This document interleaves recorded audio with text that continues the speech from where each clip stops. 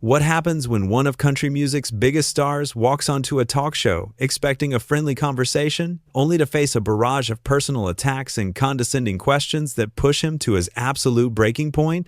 In just 36 seconds, one comment from the host would ignite an explosive confrontation that ended with security being called and a guest being physically removed from the set. Before we dive into this jaw-dropping moment, make sure you hit that subscribe button right now because we're pulling back the curtain on Hollywood's dark side, exposing entitled celebrities and their shocking behavior the cameras never showed you. We've got the raw footage they don't want you to see, and you won't want to miss a single reveal. Drop a comment below and let us know what you think about this outrageous behavior. Blake Shelton walked onto the View set that morning with a smile on his face, ready to promote his new album and talk about his latest tour. He waved to the audience, shook hands with the hosts, and settled into the guest chair. The crowd cheered. Everything seemed normal. Everything seemed fine. But within minutes, the entire atmosphere would shift into something dark and hostile. Whoopi Goldberg sat at the head of the table, flanked by Joy Behar, Sarah Haynes, Sunny Hostin, and Alyssa Farah Griffin. The cameras rolled, the red lights blinked on, and Whoopi started the interview. "So Blake, welcome to The View," Whoopi said, her voice flat and lacking any real warmth. "I guess we should start by talking about your music, or whatever it is you call it these days." Blake's smile flickered for just a moment. He laughed nervously, trying to brush off the odd tone. "Well, thank you for having me," Blake replied. "Yeah, the new album just dropped, and the response has been incredible. Fans have really connected with these songs." Whoopi leaned back in her chair, crossing her arms. You know, I've been doing this show for a long time, Blake. I've interviewed real musicians, real artists, people with actual talent. So help me understand what makes you think you belong in that category." The audience went quiet. You could hear people shifting uncomfortably in their seats. Joy Behar's eyes went wide. Sarah Haynes looked down at her notes. Even Sunny Hostin, who never held back her opinions, seemed caught off guard by the aggression in Whoopi's voice. Blake's face changed. The friendly, easygoing expression disappeared, replaced by something more serious. "I'm sorry, what?" Blake asked, his voice steady but firm. "I'm not sure I understand what you're getting at." Whoopi waved her hand dismissively. "Oh, come on. You know exactly what I'm getting at. You've been riding the coats of real country legends for years. You show up on a singing competition show, you smile for the cameras, and suddenly everyone thinks you're some kind of icon. But let's be real here. What have you actually contributed to music?" Joy Behar jumped in, trying to redirect the conversation. "Whoopi, I think what we meant to ask is—" "No, Joy, I know what I meant to ask," Whoopi interrupted sharply. She turned back to Blake. "You come from Oklahoma, right? Small-town guy? So tell me, how does someone with your limited background think they can speak on important issues? How does someone like you think you have the right to influence millions of people when you probably never experienced real struggle?" Blake sat up straighter. His jaw tightened. "Limited background? Someone like me? What exactly are you trying to say?" Alyssa Farah Griffin tried to step in. "I think we should talk about the tour." "Blake, you're doing stadium shows now, right? That must be exciting." But Whoopi wasn't done. She leaned forward, pointing her finger at Blake. "I'm saying that people like you, people from these small rural places, you don't understand the real world. You don't understand culture. You don't understand art. You make music for people who shop at Walmart and drive pickup trucks. That's not real artistry, Blake. That's pandering." The audience gasped. Some people started booing. Sarah Haynes put her hand over her mouth. Sunny Hostin looked at Whoopi with shock. Blake's face turned red. He gripped the arms of his chair. "Are you seriously sitting here, on national television, insulting my fans? Insulting where I come from? Insulting an entire group of hardworking people who happen to like my music?" "I'm just telling the truth," Whoopi shot back. "Someone needs to say it. You're not special, Blake. You're just another mediocre talent who got lucky." Joy Behar reached over and touched Whoopi's arm. "Whoopi, maybe we should." "Don't touch me, Joy," Whoopi snapped. She kept her eyes locked on Blake. "What's wrong, Blake? Can't handle a little honesty? Can't handle someone not kissing your boots for once?" Blake stood up. He pulled off his microphone and placed it carefully on the table. His hands were shaking, but his voice was controlled and clear. "You know what? I came here today as a guest," Blake said slowly. "I came here to have a conversation, to connect with your audience, to talk about music and life and things that matter to people. But instead, I walked into an ambush. You've insulted me. You've insulted my fans. You've insulted an entire way of life that you clearly know nothing about. Whoopi stood up too, pointing her finger at him again. Oh, here we go. The poor little country boy can't take criticism. What are you gonna do, Blake? Cry about it? Run back to your safe little bubble where everyone tells you how great you are? I don't need everyone to tell me I'm great, Blake fired back. But I also don't need to sit here and be disrespected by someone who clearly has no interest in having an actual conversation. You brought me here to attack me. That's it. That's all this was. Sonny Hostin finally spoke up. Blake, I think what Whoopi is trying to say. No, Sonny, you don't need to clean this up, Blake interrupted. Everyone heard what she said. Everyone watching at home heard it too. She called my music mediocre. She called my fans simple. She said I don't understand culture or art. She said people like me from small towns don't belong in this conversation. Whoopi laughed, a cold, mocking laugh. Oh, please, stop playing the victim. You've made millions of dollars off those people. You've built an entire career off their ignorance. And now you want to act all offended because someone finally called you out? Blake's voice rose. Their ignorance? Are you listening to yourself right now? You're talking about millions of people who work hard every single day. Teachers, nurses, farmers, construction workers, veterans, people who love their families, who care about their communities, who happen to enjoy country music. And you're sitting here in your high chair, acting like you're better than all of them. I am better than that, Whoopi said, her voice dripping with arrogance. I've earned the right to have an opinion. I've worked in this industry for decades. I've won awards.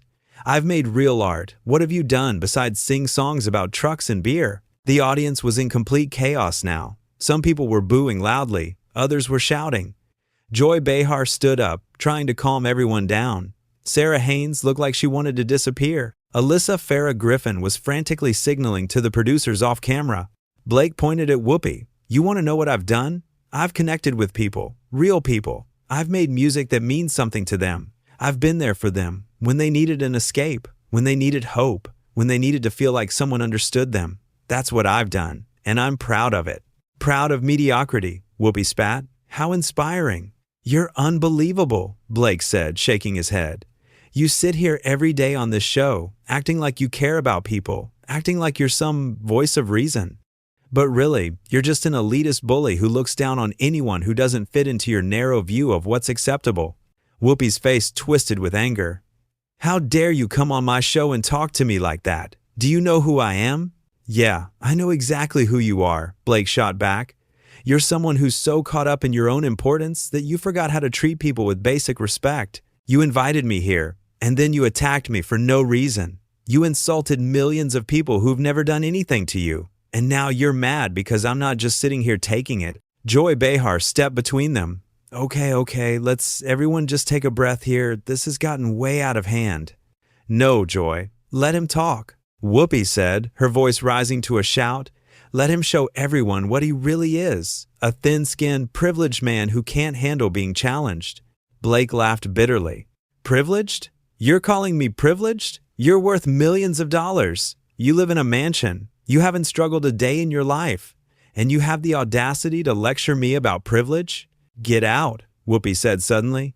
Get off my stage. Get out of this studio. Oh, don't worry, I'm leaving, Blake said. I wouldn't stay here another second if you paid me. Whoopi turned to someone off camera. Security, get him out of here. Sarah Haynes jumped up. Whoopi, come on, this is crazy. We don't need security. I said get him out, Whoopi screamed. Her face was red now, her composure completely gone. Two security guards appeared from the side of the stage. They approached Blake cautiously. One of them spoke quietly. Sir, we're going to have to ask you to leave. Blake held up his hands. I'm going. Trust me, I'm going. But Whoopi wasn't done. She followed him as he walked toward the exit, still shouting, You're nothing. You hear me? Nothing. You'll be forgotten in 5 years. No one will remember your name. Blake stopped and turned around one last time. The cameras were still rolling, capturing everything. The audience was on their feet, some cheering for Blake, others standing in stunned silence. You know what the sad thing is? Blake said, his voice cutting through the chaos. You had a chance to have a real conversation today. You had a chance to connect with someone different from you, to maybe learn something, to show your audience that people can disagree without being cruel. But instead, you chose this. You chose to be small and mean and petty, and that says everything about who you are." Whoopi lunged forward, but Joy and Sunny grabbed her arms, holding her back. "Get out! Get out!" she kept screaming. Blake turned and walked off the stage, flanked by the security guards. As he disappeared through the exit, the audience erupted.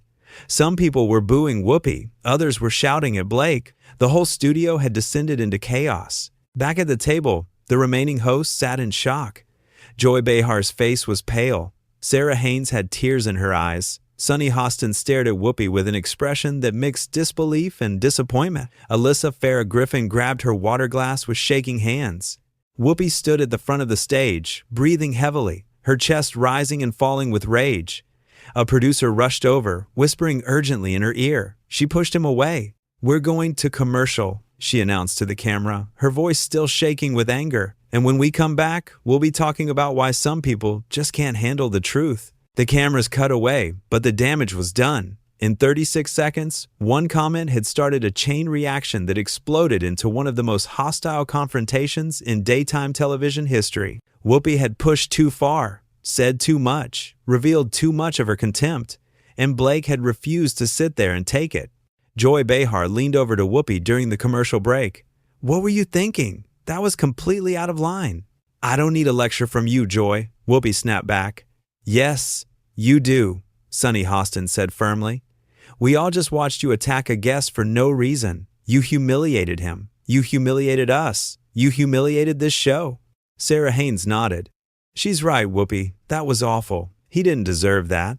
Whoopi looked around at her co-hosts, seeing the disappointment and anger in their faces. But instead of apologizing, instead of acknowledging what she'd done, she doubled down. "All of you are overreacting," she said coldly. "I said what needed to be said. If he couldn't handle it, that's his problem." Alyssa Farah Griffin shook her head slowly. "No, Whoopi, this is your problem. What you just did, that's going to follow this show for a long time." When the show came back from commercial, Whoopi tried to move on to the next segment as if nothing had happened. But the energy in the studio had completely shifted. The audience was restless. Her co-hosts were distant. And somewhere off camera, Blake Shelton was already telling his side of the story to anyone who would listen. The confrontation had started with a simple question, or what should have been a simple question. But Whoopi had turned it into an attack. She had used her platform, her power, her position to belittle a guest who had come on her show in good faith. She had insulted not just Blake, but millions of people who had never done anything to her. And in doing so, she had revealed something ugly. She had shown that beneath the carefully crafted image of the wise, experienced host, there was someone who looked down on people she considered beneath her. Someone who believed her success gave her the right to be cruel. Someone who couldn't stand being challenged or contradicted. Blake's words echoed through the studio long after he left. "You chose to be small and mean and petty." Those words hung in the air, a truth that no one could deny. The other hosts tried to salvage the rest of the show, but it was impossible. Every segment felt hollow. Every laugh felt forced. The audience could sense it. The viewers at home could sense it. Something had broken that couldn't be fixed with a simple apology or a commercial break. Joy Behar attempted to lighten the mood with a joke, but it fell flat. Sarah Haynes read through her notes mechanically, her heart clearly not in it. Sunny Hostin looked like she wanted to address what had happened, but every time she started to speak, Whoopi cut her off or changed the subject. Alyssa Farah Griffin, the newest member of the panel, sat quietly, probably realizing that she had just witnessed something that would define her time on the show. This wasn't the collegial, respectful environment she had signed up for. This was something else entirely. As the show finally limped to its conclusion, Whoopi gave her closing remarks with all the authority she could muster. But her words rang hollow. Everyone knew what had really happened. Everyone had seen the mask slip. Blake Shelton had walked onto that stage as a guest. He had left as someone who had stood up to a bully. He had refused to be talked down to. He had refused to let someone insult him and the people who supported him. He had drawn a line and said, "No more." And in that moment, in those heated exchanges, something had become crystal clear. The person sitting in the host's chair, the person with all the power and the platform, had been the villain of this story. Not the country music star from Oklahoma who had simply wanted to talk about his album. Whoopi had started the fire with her condescending questions and her elitist attitudes. She had poured gasoline on it with her insults and her mockery. And when Blake had finally fought back, When he had finally refused to be her punching bag, she had completely lost control. The security guards escorting Blake out hadn't been protecting the show from him. They had been protecting Whoopi from the consequences of her own actions. They had been removing the evidence of her cruelty, getting rid of the person who had dared to call her out. But it was too late. The cameras had captured everything. Every insult, every sneer, every moment of entitled rage. And now the world knew the truth. This wasn't about a heated debate or a difference of opinion. This was about respect. This was about how you treat people when you have power and they don't. This was about whether you use your platform to build people up or tear them down. Whoopi had chosen to tear Blake down. She had chosen to use her position to attack someone who couldn't fight back on equal terms. She had chosen to be the bully, and Blake had chosen to stand up. He had chosen to defend himself, his fans, and his dignity. He had chosen to walk away rather than sit there and absorb more abuse. In the end, only one person had acted with class and integrity, and it wasn't the host. The confrontation lasted only a few minutes, but those minutes revealed everything. They revealed who Whoopi really was behind the carefully constructed public persona. They revealed her contempt for people she considered beneath her. They revealed her inability to handle being challenged or contradicted. Most importantly, they revealed that all her talk about respect and understanding and bringing people together was just that, talk. When faced with someone different from her, someone from a world she didn't understand or value, her true feelings came pouring out. Blake Shelton had come to the View expecting a conversation. Instead, he got an ambush. He had come prepared to be friendly and open. Instead, he was met with hostility and condescension. He had come as a guest. He left as someone who had been disrespected and humiliated on national television. But he hadn't left quietly. He hadn't left with his head down. He had left after standing up for himself and for millions of people who Whoopi had casually dismissed and insulted. The security guards at his sides weren't there because he had done anything wrong. They were there because Whoopi couldn't handle the truth he had spoken. She couldn't handle being called out for her behavior. She couldn't handle losing control of her own show. So she had him removed. She had him escorted out like he was some kind of threat, when really, the only thing he threatened was her ego. As Blake walked through those studio doors for the last time, he carried with him the dignity that Whoopi had lost. He carried with him the respect of everyone who had watched her attack him unprovoked. He carried with him the knowledge that he had done nothing wrong. Whoopi, meanwhile, was left standing on her stage, surrounded by co-hosts who looked at her with disappointment, facing an audience that had turned against her, knowing that what she had just done would follow her for the rest of her career. She had started the confrontation thinking she was in control. She had thought she could say whatever she wanted, treat her guest however she wanted, and face no consequences. She had thought her position protected her from accountability. She was wrong. The moment Blake stood up and removed his microphone, the dynamic shifted. The moment he started speaking truth to her power, calling out her behavior, refusing to be silenced, she lost. The moment she started screaming for security, desperate to remove him from her presence, she revealed exactly who she was. Not a respected host, not a voice of wisdom, not someone interested in real conversation or understanding, just an entitled celebrity who couldn't handle being challenged. Just someone who had forgotten that respect is earned, not demanded. Just someone who had let power go to her head, and now everyone knew it. The show ended. The cameras turned off. The audience filed out. But the impact of those 36 seconds, of that one comment that started everything, would last far longer. Blake Shelton had been kicked off The View, but in the process, Whoopi Goldberg had kicked herself off the moral high ground she had pretended to occupy. She had shown her true colors, and they weren't pretty. This is what happens when entitlement meets integrity. This is what happens when someone who's used to controlling everything meets someone who refuses to be controlled. This is what happens when a bully finally faces consequences. 36 seconds, one comment, and everything changed.